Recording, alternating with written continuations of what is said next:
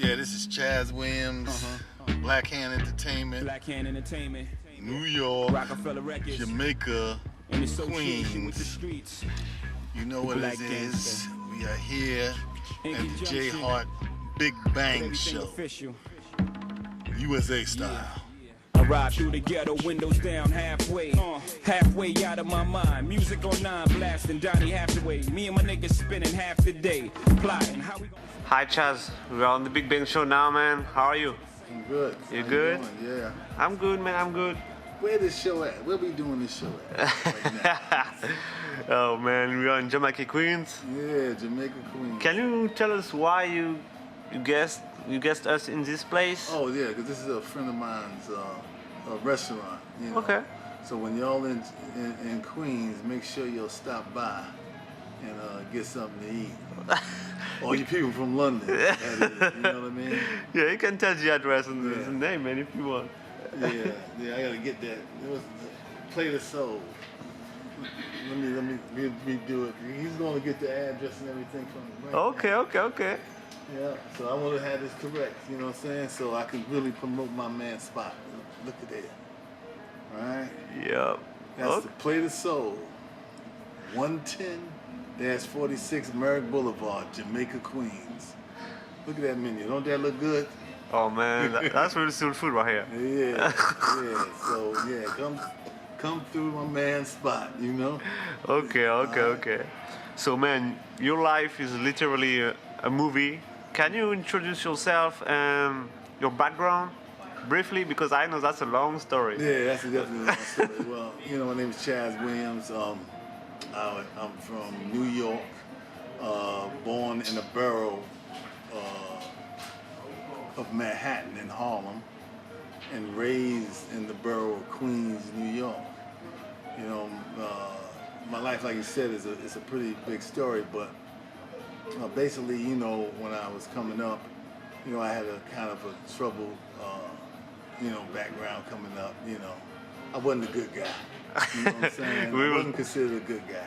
We'll talk about that. We'll talk about that. So, basically, I went through whatever I went through. You know, got myself together. You know what I mean? Did what I had to do to, serve whatever I had to do to repay society, so as they say. Yeah. And then I made society pay me again. You know what I mean? So that's what it is. You know? Okay.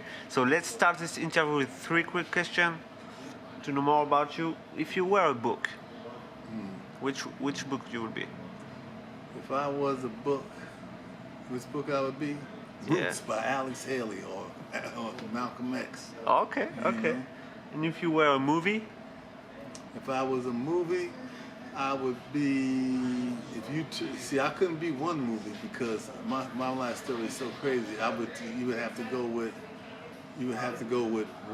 be a combination of the movie Ray, the Ray Charles movie, with a combination of The Town, the combination of Heat, the combination of The Departed, the combination of Dead Presidents, the combination of... Oh man. Yeah, so, you know, it's a lot there, you know. Menace to Society definitely is a combination of all that whipped up together. And that's the movie. If you were a song, a record? If I was a song... Yeah. A song, I would probably have to go with... that would be a few songs too, but I'm trying to say, or either NWA, fuck the police.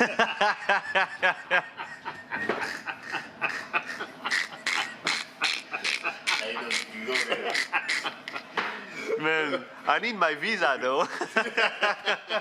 Yeah, so let me chill. I'm joking though.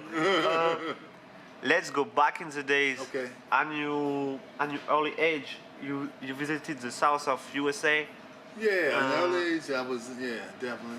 So you experienced, I guess, for the first time the big segregation. Yeah, definitely. Can you describe how was the situation at this time, because a lot of people doesn't really know, and what was your feeling as a kid? Well, as a kid, initially, you know, you're not born into, you know, being having any kind of bias or that opinion, but you know, at the time that we came up, it had to be something that was taught to us by our parents early, you know, as a cautionary move that, you know, you would have to realize where you were going and, you know, what the dangers are so that, you know, as a protection method. Yeah. So very early, you know, we kind of understood at a young age, you know, where we was at and what, you know, and what kind of problems we were confronted with, you know, in terms of racial segregation in America. So, you know, we came up in a time period where that was part of the education process. You know what I mean? And that process started at home, and it started from day one, you know, from the time you could understand, you know, your parents, you know, gave you the history of this country. Yeah. And the laws of the land, because remember, segregation was the law of the land. Yeah. It wasn't, you know, it wasn't as overt as apartheid was in South America, but it was pretty goddamn close if you went down in the South. Oh, okay. Yeah. And even before that, you know, as apartheid was, as rigid as apartheid was, it still wasn't what it was in prior to 1865 and 64, before the Emancipation Proclamation, before slavery was finished. So it was seriously ingrained in our society, you know, and certain people just didn't let go old habits, you know, and we had to deal with it. So yeah, at a very early age, I was aware of, you know, the hostilities that I had to be confronted with when I took trips with my father, because my family hit from his side and my mother's side was from the South. And so I got a very good education about racial segregation in America. And we used to travel there, and in the summer months, sometime in holidays, you know, we would drive down, and my father would have his .45 caliber Army pistol, because he was in the Army, in his glove compartment. And I was basically aware of what that was for, you know, and, you know, it was for self-protection in the event, you know, we crossed the wrong line in the South. Yeah. Okay. Okay. And do you think that fact influenced you to do what you did? Yeah. The fact influenced me very much so. The fact influenced me in that, you know, I understood that, you know, with certain things that they were not going to try to allow us to obtain in America, and definitely not obtain in an equal fashion, you know. And that my father, basically, he was in the armed forces. He served the country, you know, in the World War II, the Korean War, and all that. And basically, he came back to the United States, where he could die. He could die in Europe somewhere equally, but he couldn't come back and live in America equally. Yeah. So yeah, that influenced how I felt, and then how, you know, what I saw in terms of, you know, police, you know, when they would sick dogs on kids, women, and children, you know, women and children and adults, you know, for just really trying to peacefully march and speak about their right to equality. And, you know, how the police would address even just, you know, a minor traffic stop was like, you know, you may die, and, you know. Okay. So, you know, like some people did, you know, because of the way the tensions were at that time. And, you know, like I said, I saw things where there were separate bathrooms. I saw things where there were where you couldn't even go into a hotel, you know. And so basically, yeah, it changed my mind, because it changed and molded the way I thought about the government and about the laws of the land. And so, you know, it put in me that, you know, the fact that I was going to be hindered in whatever I pursued, whether I was qualified, you know, physically or academically, you know, educationally, that I still was going to be socially denied my right to the equalities of America, or to the American pie. And so I decided at that point that, you know, I had my own way of achieving it, and I wasn't going to let them stop me. And that's what I did. Okay. And can you describe us, you know, how was your first arrestation? How you lived it, and why, you know, at your first arrestation, you don't tell to yourself, I want to stop now, doing something, you know, I don't know. going to study something or have a regular job? Oh well, like I said, it didn't matter. I saw people. If I saw that my father was in the army again, I saw that they were blacks Yeah. who were college educated, and were doctors, had doctorates and stuff, and couldn't go in the same bathroom as anybody else. Yeah. So they was in the same bathroom with me. I got so, you. No, I said, so that didn't really faze me. At that point, I was committed to what I was committed to. And I was committed to do what I needed to do to achieve what I needed to achieve by any means possible. Okay. And then from the 70s, you step up your game at a point like you were on the top 10 most wanted guy. Can you describe how was your life at this point, from robbery to lifestyle to manage a team to jail escape and everything? Right. Well, it was like I said, I do my research. Like I think that academic education is cool, but self-education is even better. Yeah. And what I did was I knew the consequences of what I would do, and I knew what I was up against at the time. And so, basically, I just prepared myself for all of that. I trained my mind, I trained my body, I trained my spirit to be able to deal with whatever confrontations I had, whether it was, at the bank itself or if I was in a jail cell. That I wasn't going to allow them to stop me without a fight, and so basically that's what it was. It was that spirit that created, and some minds might say it's like a revolutionary spirit, because we also study political science as well, that caused me to just keep pushing no matter what condition or what situation I was put in. I always learned to say never, and nothing's impossible, and and always keep your mind free, and that's what I did. Okay, so for you, robbery is to make money first, or for the adrenaline, or for the politics? Like one of the prosecutors said, I wasn't no Robin Hood, that's for sure. I was taking, I did understand that I was taken from, like Robin in the Hood? Well, Robin Hood was taken from the rich, given to the poor. I was taken from the rich and given to us. You know what I'm saying? I don't know exactly how poor we were, but some of us was poor. You know what I mean? But I was a capitalist too at home. Oh man, run USA. Yeah, that's part of my USA training. Right? My formal education made me a capitalist at heart too. You know what I mean? So I was taking money to profit. Yeah. And so that's where I was at with that. So I did help myself and those who were close to me and my family. Okay. So I was Robin Hood in a sense, and this is what I wanted to say too, is that in America, since the Depression times, the banks had their own. They had when they had runs on the banks and stuff like that in the 1920s and all that, when the economy failed. What happened was the bank, when they came back, and this is the federal government, created a bill in an insurance corporation called FDIC, Federal Deposit Insurance Corporation, to prevent runs on the bank. So they told people that, if something goes bad in the economy, you don't have to just run and start riding and try to get the bank, get your money out. Wow. That we will insure your deposits up to a certain amount. You know what I mean? So if 100, so usually it's at that time it was up to 100,000 per person, right? So if there is 10 people, then that's $1 million that bank there. So usually, so if for every 10 people that bank there, and if they got 100 people, they was pretty much well covered. Yeah. You know what I mean? So they didn't have to worry. So I really wasn't taking money from them. I was still taking money from the government insurance company.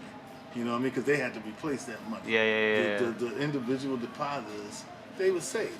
You know what I mean? So basically, I wasn't taken from the poor.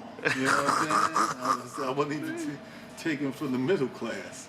I was taken from the corporation. That's how I saw it. Okay, and what's your best memories during this time? Like My because best I think like to escape from jail or some stuff like you got a lot of adrenaline. You got a lot of Yeah. Well, my best memories is always getting away.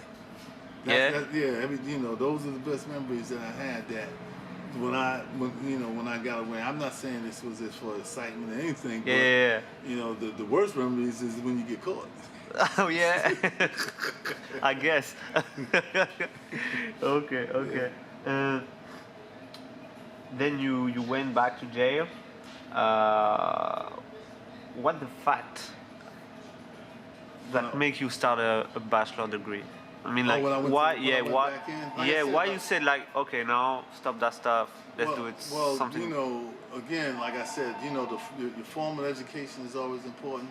And self-education is definitely is a greater importance, right? So, when I say self-education, that includes educating yourself about, the worldly things, about, stuff that you're not taught in the books. Because once whatever you learn in the books, every time anything that you learn in the books, when you apply it to real life, is always different. So, Yeah.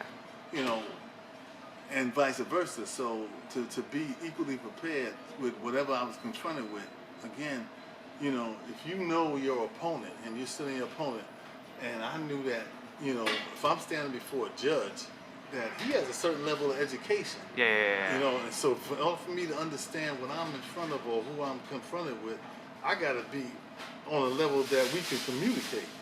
If a lawyer's talking to me, I got to be on a level to communicate, And I learned that very early from when I went to Catholic school when I was a kid for a little bit until I messed up in that, right? So, I learned early that, those kind of academics are always important.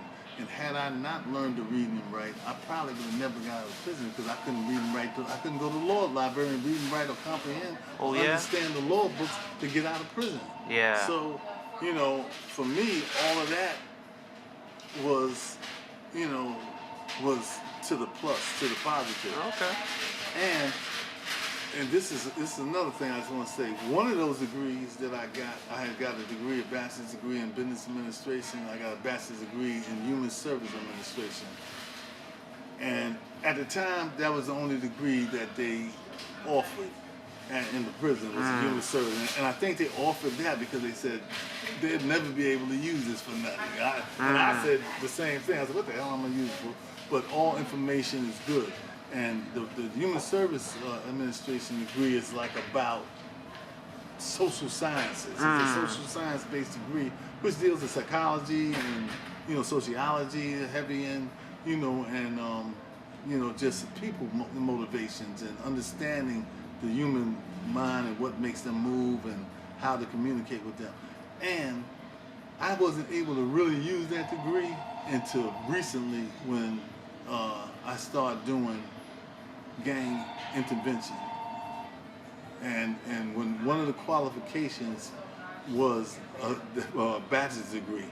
And when I looked to see what that bachelor's degree, what it was for Human Service Administration. So all education comes in handy. And to qualify for that academically, I was qualified. And so that put money in my pocket. You know what I'm saying? And put money in my pocket to help people. You know what I'm saying? And it gave me access to do some of the things that I was doing anyway without any help or any organization. Because throughout the years I was going into prisons and everything I did was out of pocket. You know what I mean? Okay. And about the business side though, you run now a label, you run a lot of stuff. Yeah. Do you see a difference between illegal business and legal business? Yeah, but the difference is, illegal you got to hide the money. Legally you don't. That's the only difference. Because the principle is the same. That's the same principle. The principle is the same, and the motivation is the same. You got to get up early in the morning. You got to get up earlier than anybody and go to bed later than anybody. You know what I'm saying? When you have your own business, you got to put that work in. You know what I mean? So I think that kind of answered that, right? So now can you introduce your business? I know you're working on a movie. You got artists. You manage some artists. I got an independent company, basically. You know, we got independent distribution. We had independent distribution through Warner Brothers, through Sony, and through E1 Music.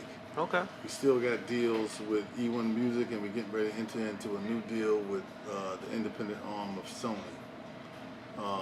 You know, my company is Black Hand Entertainment, but it's also Black Hand Management, and we also have an independent film division. You know, we have we own the rights to my story, basically, and we are now in some negotiations with, you know, creating, you know, a film, which we have a screenplay already, and you know, we kind of trying to expand that into probably possibly a mini-series. So, you know, we still in the post-development, the pre-development department, you know what I mean, and we in talks with people to distribute it, but we kind of trying to lean into the independently doing it, because basically we don't want to lose total control, and you know, we want to have the story told like it's supposed to be told, you know. So that's where we at with that. You know, musically, you know, I'm still seeing, you know, my royalties from my earlier releases, like the Black Gangster album with Jay-Z, Ja Rule, DMX, 50 Cent. And I'm doing some management stuff, you know, which I was doing all along. You know, I used to manage Foxy Brown, and whatever the 50 Cent relationship is, I don't know what we would define that as, but he was a client of mine, or we worked together when, you know, at a period in his early career, you know, prior to him getting shot, you know, on tour or whatever. And I don't know what some people call it, co-management. I don't know what label you give it, but you know, we was working together for a minute, you know. And now, presently, I'm dealing with new artist. He's got a lot of skills. He's lyrical. Oh man, he's crazy. You know, his name is Teo. He's Latino, okay. but he's a combination of I want to say, to just describe it, it's all wrapped up in one. Eminem, Drake, Bruno Mars, B.O.B., you know, all that wrapped in. If you mix that all together and threw it out, that's what you would hear from him. He can do all of that, you know. And he definitely has a, you know, international flavor about himself. Okay. You know, and then I have my, you know, I still keep my street roots. I got a, you know, street, you know, hardcore street rapper by the name of Fab Don. Okay. Know? So, you know, he's right now doing his little street stuff to build his buzz up. You know, and Teo is getting ready to, you know, get signed to a situation that's going to be able to distribute his records universally. Okay. You know, nationwide and internationally. Okay. Man, we're close to finish this interview, and I got a classic question on the Big Bang Show, man. Do you think there is something better than money? Is there something better than money? Well, my answer to that is, whatever money can buy, I don't think I want it.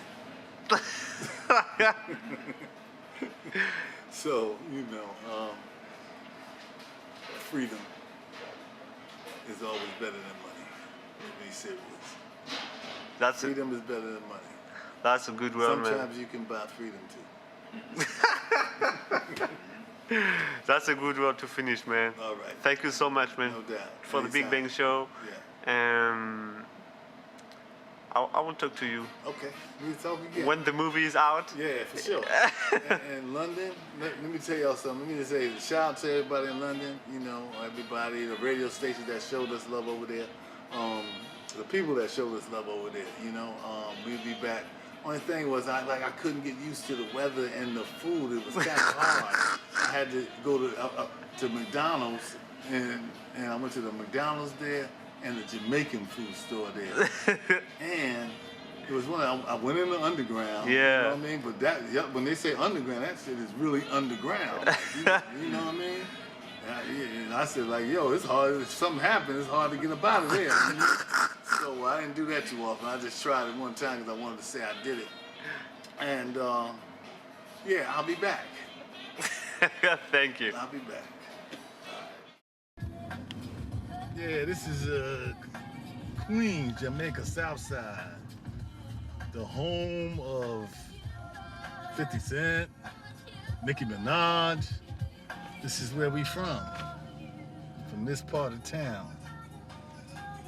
Yeah. Who else we got out here, man? Run DMC. Run DMC is from here. LL Cool J. They from the north side though. I just want you to know. You know what I mean? Lost Boys. The Lost Boys. Then we had some R&B people from out here too. I just can't think of them right now. Q-Tip, rapper. Oh, Q-Tip is for Queens? I didn't know that. Q-Tip is from Queens. Yeah, you had a lot of I talent. don't want to say Consequence because he ain't from Queens.